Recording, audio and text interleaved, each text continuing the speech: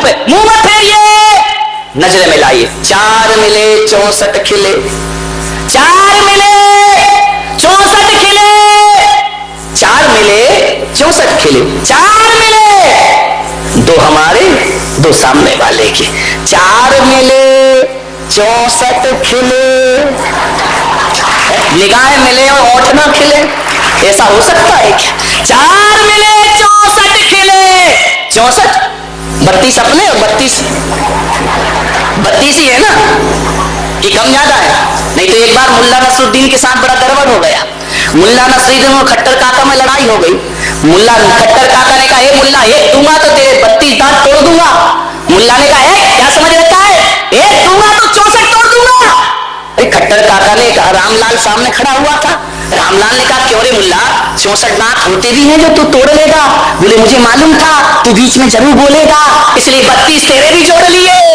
ध्यान रखना, तू बीच में जरूर बोलेगा, मुझे पता था, ध्यान रखिए। मान्य 4 मिले 64 खिले, 20 खड़े कर जोड़, 10 तुम्हारे 10 सामने वाले के। 4 मिले 64 खिले, 20 खड़े कर जोड़, और जय जिनेंद्र वह चीज है, हर से रोम करोड़, हर से रोम करोड़। जिनकी सासू यहाँ नहीं हो वो आज अपने घर जाना, वो है ना तुम्हारे पास मोबाइल है ना, जैसे फोन लगाना, अम्मा जी कहेगी हाँ हेलो, अम्मा जी से कहना अम्मा जी हाय हेलो छोड़िए और जय जिनेंद्र बोलिए। जय जिनेंद्र का पाठ पढ़िए, जिंदगी में मुस्कुरा के पढ़िए, जीवन में आनंद बरसेगा। छोटी सी बात है लेकिन बहुत बड़ी बात है। 4 मिले 64 खिले, 20 खड़े कर जोड़, और जय जिनेंद्र वह चीज है। मैंने सोचा यार, जब कोई आदमी किसी को राम राम करता है तो सामने वाला भी राम राम बोलता है, तो मैंने कहा 2 बार राम राम क्यों बोलते हैं? एक बार भी तो बोल सकते भैया राम, वो भी बोल दे राम, लेकिन इधर से भी कहा जाता है राम राम, उधर से भी कहा जाता है राम राम, तो मैंने कहा ऐसा 2 बार क्यों बोला जाता है राम राम, उत्तर आता है राम राम। फिर मैंने सोचा जरूर इसमें कोई कारण होगा, 2 बार ही राम राम बोलना चाहिए, इसलिए बोलना चाहिए कि जे 2 बार भी राम राम बोला जाता है तो सामने वाला भी राम राम कहता है। इसका मतलब इतना है, जो बोल रहा है उसमें भी राम समाये है, और जिससे बोला जा रहा है उसमें भी राम समाये है। तो राम से राम का मिलन राम राम होता है, और जिनेंद्र से जिनेंद्र का मिलन जय जिनेंद्र हुआ करता है। ध्यान रखिए, तुम्हारे भीतर भी राम है, मेरे भी, मुझ में राम, तुझ में राम, सब में राम समाया है। कर लो सभी से प्यार, यहाँ पर कोई नहीं पराया है। ध्यान रखिए, सब किसलिए राम ही राम बसे हुए मानने वाले। कबीर थे, बहुत बड़े संत, उनके जीवन में बड़ा आनंद था, पति पत्नी साथ रहते थे, लेकिन कबीर के घर में कभी झगड़े नहीं हुआ करते थे। पड़ोस वाले हैरान हो गए, ऐसा तो कोई घर नहीं होगा जहां पति पत्नी झगड़ा नहीं करें। लड़ाई तो होती होगी बिना सिर पैर की, लेकिन लड़ाई तो होगी ना। पति पत्नी का झगड़ा कोई सीरियस झगड़ा थोड़ी होता है। एक बार क्या हुआ, पति पत्नी में झगड़ा हो गया, दोनों तलाक लेने पहुंच गए मजिस्ट्रेट के पास। मजिस्ट्रेट ने कहा भाई पति पत्नी एक बार और सोच लो, झगड़ा मत करो, एक हो जाओ दोनों। बोले नहीं नहीं, अब तो तलाक होगी, चाहे कुछ भी हो जाए, अब हम साथ नहीं रहेंगे। अरे तो मजिस्ट्रेट ने कहा थोड़ा और सोच लो, तलाक मत लो। बोले नहीं, तलाक दीजिए, मैं इस आदमी के साथ एक पल भी नहीं रह सकती हो। तो मजिस्ट्रेट ने कहा फिर ऐसा करो, तुम्हारी संपदा का आधा आधा बंटवारा कर लेते हैं, आधा पत्नी को दे दो, आधा तुम ले लो। बोले ठीक है बांट दो।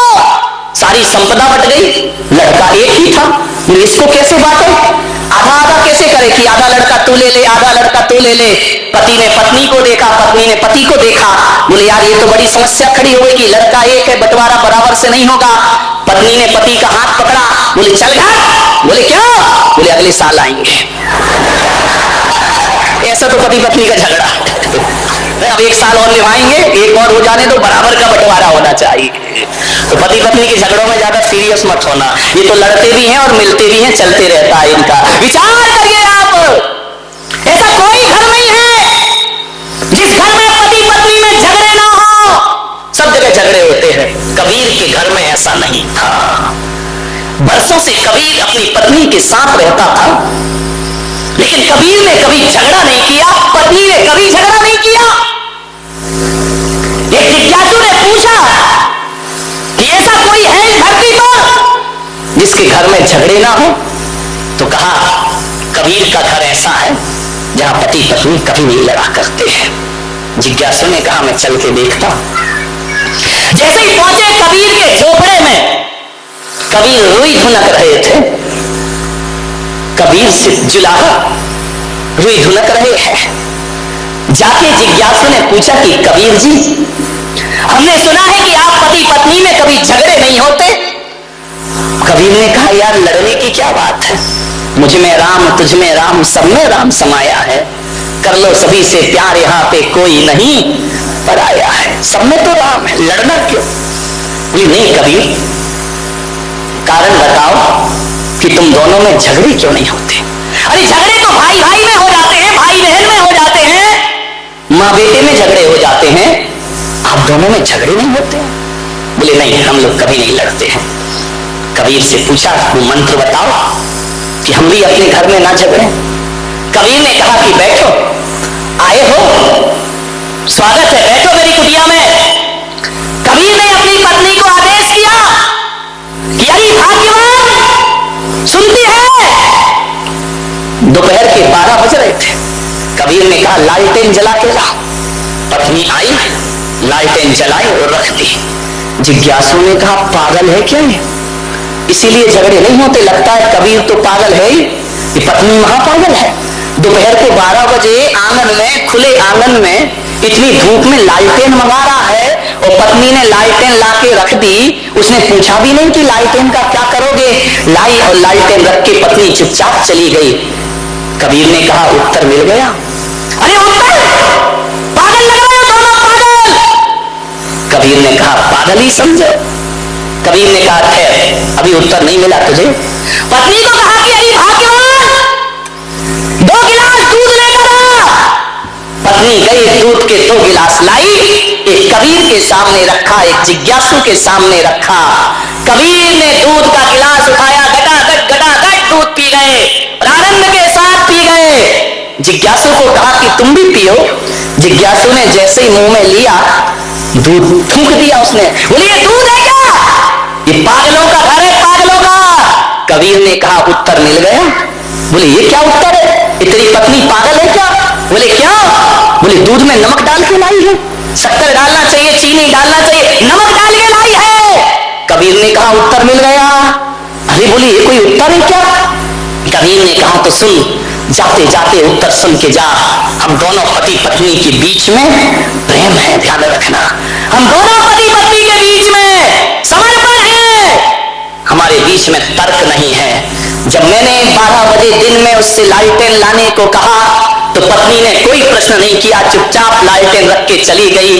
जब पत्नी लालटेन लाने पे प्रश्न नहीं करती है तो धोखे से शक्कर की जगह नमक डल गया तो मैं भी उससे कोई प्रश्न नहीं किया करता हूं। और इतना ही ध्यान रख, यदि जीवन में आनंद को जीना है तो मैं भी बारामती वाले आपसे कह रहा हूं, एक कोटेशन में आपको दे रहा हूं, जहां दिन में 4 बार आपकी नजर पड़ती हो, दुकान में, ऑफिस में, घर में, मकान में, एक लाइन लिख के रखना। जहां दिन में 1000 बार देखते हो वहां लिख के रखना, जहां समर्पण है वहां स्वर्ग है और जहां तर्क है वहां नरक है। ध्यान रखिए, जहां समर्पण है वहां स्वर्ग है और जहां तर्क है वहां समर्पण से बड़ा सुख जीवन में कुछ नहीं हुआ करता है। जीवन में आनंद को बटोरना है, समर्पण होना चाहिए। जब पत्नी ने नहीं पूछा कि लालटेन क्यों लाओ, तो मुझे भी नहीं पूछना चाहिए कि तूने नमक क्यों डाला। तुम्हारे यहाँ तो इसी में महाभारत मस्ती रहती है, थोड़ी सा नमक कम हो गया, थाली सुदर्शन चक्र बन जाया करती है। ध्यान रखिए, समर्पण में जियो, झुककर जियो, समर्पण में जियो, अकड़ने में कोई फायदा नहीं है। जहां समर्पण है वहां स्वर्ग है, इसको दिमाग में रख लेना। जब भी लड़ाई के वातावरण मिले, जब भी लड़ने झगड़ने की स्थिति पैदा हो तो मेरी ये बात याद रखना, उसी समय आपको क्लिक कर जाए कि जहां समर्पण है वहां स्वर्ग है और जहां तर्क है वहां नर्क है। तर्क मत करिए ज्यादा, समर्पण में जी। एक गांव के गंवारिया बाबा था, रात को 12 बजे झोपड़ी में बैठा था और अचानक चोर आ गए उसके घर में। और जैसे ही चोर आए तो गमारिया बाबा ने कहा, कौन हो रे तुम? बोले हम चोर हैं। तो चोरों ने पूछा, बाबा तुम कौन हो? बोले हम भी चोर हैं। अरे बोले चोर चोर मौसे रे भाई, बोले तू भी चोर और हम भी चोर। बोले उन चारों चोरों ने कहा कि बाबा अब तो अपनी खूब जमेगी। अरे बोले बहुत जमेगी, तू भी चोर और मैं भी चोर। तो बोले क्या करें? बोले बाबा थोड़ी सी सहायता करो। बोले क्या सहायता करें? बोले मेरे साथ वृंदावन में चोरी करने के लिए चलिए। बाबा गमारिया बाबा ने कहा, चलो यार आज चोरी करते, मजा आ गया जिंदगी का। चारों चोरों को लेकर गमारिया बाबा वृंदावन पहुंचा। एक गोपी के घर में घुस गए। जैसे ही घुसे सामान इकट्ठा किया, बांधा, पूरे आभूषण कपड़े बांध बूंद के तैयार। जैसे ही तीली जलाई, माचिस जलाई, एक ढोलक रखी हुई थी, गवारिया बाबा ने ढोलक उठाई और ढोलक बजाना शुरू कर दी जोर जोर से। अरे चोरों ने कहा, तेरा सत्यानाश हो, मरवाएगा कि तू ढोलक काहे को बजा रिया है? चोरी कर रहे, तेरा सीरियस है, गंभीर है? अरे वो तो अपना बजा रहा है, मैया मोरी मैं नहीं माखन। अरे इसने कहा, यार ये मरवाएगा ये गमारिया बाबा, ये जोर जोर ढोलक बजा रहा, नाच रहा है गमारिया बाबा जोर जोर से। आज मिल गया, आज मिल गया। अरे गांव के लोग उठ गए। 12 बजे रात को इतनी जोर से ढोलक बज रही है। चारों चोर भागे पोटली लेकर के। गांव वालों ने पकड़ा, इतना मारा चोरों को, इतना मारा कि चोरों की कमर टूट गई। लोग अंदर आए कि ढोलक कौन बजा रहा है? लोगों ने कहा, गमारिया बाबा तुम ढोलक क्यों बजा रहे हो? अरे बोले मिल गई तो बजा रहा हूं, मेरे को तो आनंद ही आनंद है जीवन में। बोले ढोलक क्यों? बोले वो 4 चोर आए थे। बोले हाँ। बोले तुम क्या कर रहे थे? बोले मैं भी चोरी करने आया था। और तो ढोलक काहे को बजा रिया है? अरे ढोलक देख के मैंने सोचा यार हरि का भजन कर लूं, भगवान का भजन कर लूं। बोले ढोलक बजा रहे, तुम चोरी करने क्यों आए? बोले वो 4 चोर क्या चुरा के ले गए? अरे बोले आभूषण ले गए, कपड़े ले गए। अरे गमारिया बाबा ने कहा, सत्यानाश मेरी बुद्धि का।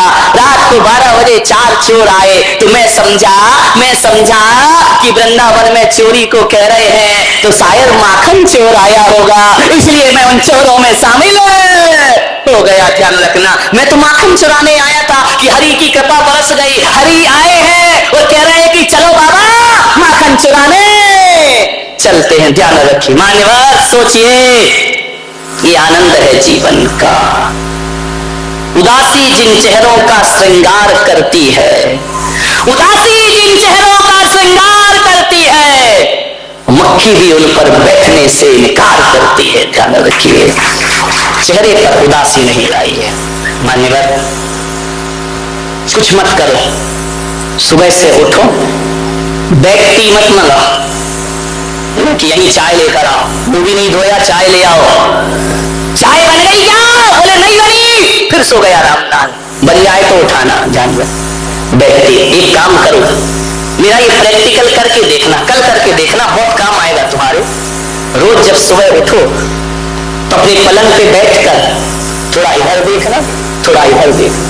बच्चे सो रहे हैं, वो भी सो रहा है, बच्चों का बाप सोने तो और चादर डाल दो उसके मुंह पे, सो के ना आराम से। बच्चे भी सो रहे हैं, सब सो रहे हैं। चारों तरफ देख के 2 मिनट यूं हाथ जोड़ना अपने, कुछ मत करना, कोई माला आला नहीं दे रहा हूं, कोई सामायिक नहीं दे रहा हूं। हाथ जोड़ना, कोई भी एक हंसी की बात याद कर लेना, 2 मिनट मुस्कुरा लेना। यदि आपने 2 मिनट मुस्कुरा लिया, उठते साथ सबसे पहला काम चेहरे पर मुस्कुराहट ले आना, चेहरे पर हंसी ले आना। मैं आपको विश्वास दिलाता हूं, यदि उठते साथ आपने मुस्कुरा लिया और हंस लिया, कुछ भी याद कर लेना, कोई कहानी, कोई चुटकुला, कोई जोक याद करके 2 मिनट मुस्कुरा लेना। मैं कहता हूं कि सुबह से शाम तुम्हारा दिन हंसने मुस्कुराने में व्यतीत होगा। आपको कुछ भी करने की जरूरत, सुबह से उठो, गुनगुनाते हुए मत उठो, हाथ पैर पटकते हुए मत उठो, हंसते हुए उठो, मुस्कुराते हुए उठो।